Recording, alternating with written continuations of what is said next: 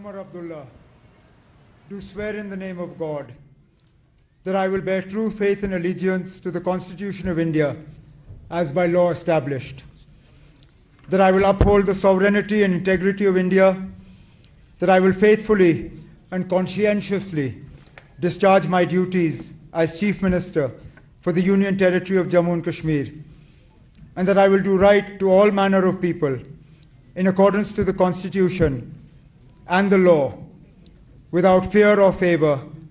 affection or ill will.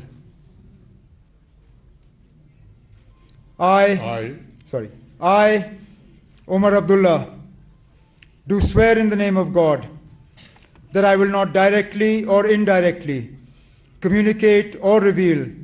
to any person or persons any matter which shall be brought under my consideration or shall become known to me as Chief Minister for the Union Territory of Jammu and Kashmir, except as may be required for the due discharge of my duties as such Minister.